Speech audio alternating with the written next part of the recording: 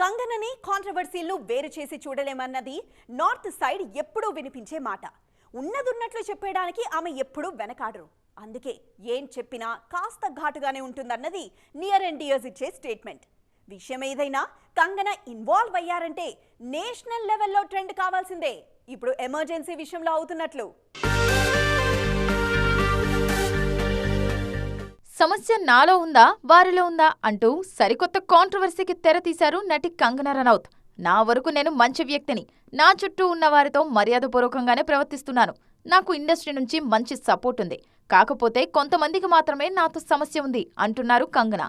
సల్మాన్, షారుఖ్, అమీర్ సినిమాల్లో మహిళలకు ప్రాధాన్యం ఉండదని, అందుకే తాను వారితో సినిమాలు చేయడానికి ఇష్టపడలేదని మొన్నటికి మొన్న చెప్పారు ఫైర్ బ్రాండ్. బాలీవుడ్ నిస్సహాయ ప్రదేశమని, ఎవరిలోనైనా టాలెంట్ ఉందనిపిస్తే వారికి తొక్కేయడానికి పీఆర్లను నియమిస్తారని ఆమె చెప్పిన మాటలు వైరల్ అవుతున్నాయి. కంగనా నటించిన ఎమర్జెన్సీ సెప్టెంబర్ 6న విడుదల కానుంది. ఈ సందర్భంగా ఆమె పలు ఇంటర్వ్యూలు ఇస్తున్నారు. ఎమర్జెన్సీకి సంబంధించి తనకు రకరకాల బెదిరింపులు వస్తున్నాయని ఆల్రెడీ కంగనా ఓపెన్ స్టేట్మెంట్ ఇచ్చారు. ఈ సినిమా పోస్ట్ రిలీజ్ ప్రమోషన్ల వరకు ఆమె ఇంకెన్ని విషయాల గురించి మాట్లాడతారోనని ఈగర్గా వెయిట్ చేస్తున్నారు ఫైర్ బ్రాండ్ ఫాలోయర్స్.